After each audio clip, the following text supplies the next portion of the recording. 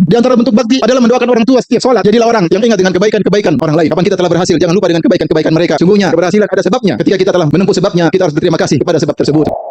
Di antara orang yang jasanya tidak akan pernah kita balas adalah kedua orang tua kita. Rasulullah SAW pernah menegaskan akan hal ini. Tidaklah seorang anak akan bisa membalas jasa orang tuanya kecuali dia mendapati orang tuanya dalam kondisi budak, kemudian dia beli, kemudian dia jual. Kondisi ini adalah kondisi yang mustahil. Seorang mendapati ayahnya dan ibunya sebagai budak. Kalaupun ayahnya dan ibunya budak, belum tentu dia bertemu dengan mereka. Kalaupun dia bertemu kedua orang tuanya sebagai budak, belum tentu dia bisa beli budak-budak tersebut. Apalagi zaman sekarang tidak ada perbudakan. Oleh karena Rasulullah SAW menjelaskan bahwasanya membalas jasa kepada kedua orang tua adalah perkara yang mustahil bisa kita lakukan. Karenanya ketika ada seorang dari Yaman menggendong ibunya kemudian tawaf, seperti diriwayatkan oleh Al-Bukhari dalam Adabul Mufrad, maka dia berkata ketika dia tawaf menggendong ibunya, kata dia, aku adalah onta bagi ibuku yang tunduk kepada penunggangnya. Kalau hewan-hewan lain kabur dari ibuku, maka aku tidak akan kabur dari ibuku. Dia ingin menyampaikan bahwasanya saya menggendong ibu saya seperti saya seekor onta yang dengan senang hati, sukaria menggendong ibu saya. Tidak ada rasa berat bagiku, saya bersuka hati menggendong ibu saya. Ini ibadah yang luar biasa. Maka dia bertanya kepada Ibnu Umar, wahai Ibnu Umar, apakah menurutmu aku telah membalas kebaikannya setimpal? Kata Ibnu Umar, sama sekali tidak. Bahkan perbuatanmu menggendong ibumu dengan senang hati untuk mengajaknya beribadah, untuk tawaf di Ka'bah, tidak bisa membalas satu kesakitan yang dia rasakan ketika akan melahirkanmu. Dalam riwayat yang lain disebutkan oleh Ibnu Jauzi dalam kitabnya Birrul Walidain, ada seorang dari Khurasan membawa ibunya, menggendong ibunya, kemudian melakukan ibadah tawaf bersama ibunya. Maka dia bertanya dengan pertanyaan yang sama, apakah menurutmu aku telah membalas kebaikannya? Kata Ibnu Umar, bahkan kau tidak bisa membalas satu kontraksi yang dia rasakan ketika melahirkanmu dari sekian kontraksi yang dia rasakan. Oleh karenanya di antara bentuk durhaka kepada kedua orang tua, kita kurang mendoakan orang tua. Oleh karenanya Rasulullah SAW menyebutkan di antara ciri anak soleh yang mendoakan orang tuanya setelah meninggal dunia. Maka lihatlah diri kita, apa kita sering mendoakan kedua orang tua kita dengan tulus. Sampai Allah Subhanahu wa taala mengingatkan kebaikan-kebaikan orang tua dalam Al-Qur'an tentang bagaimana susahnya ibu, bagaimana mengandungnya, bagaimana melahirkannya, bagaimana menyusui, bagaimana merawat. Karena itu kebaikan-kebaikan yang kita lupakan ketika kita masih kecil, yang tidak pernah kita ingat di saat-saat susah. Oleh karenanya Allah langsung turun tangan untuk mengingatkan akan hal itu agar kita tidak lupa, agar kita senantiasa mendoakan mereka dalam sujud-sujud kita. Bahkan sebagian salaf mengatakan di antara bentuk bakti adalah mendoakan orang tua setiap sholat. Jadilah orang yang ingat dengan kebaikan-kebaikan orang lain. Kapan kita telah berhasil, jangan lupa dengan kebaikan-kebaikan mereka. Sungguhnya keberhasilan ada sebabnya. Ketika kita telah menempuh sebabnya, kita harus berterima kasih kepada sebab tersebut. Semoga Allah Subhanahu wa taala menjadikan kita hamba-hambanya yang pandai bersyukur kepada Allah dan pandai berterima kasih kepada manusia.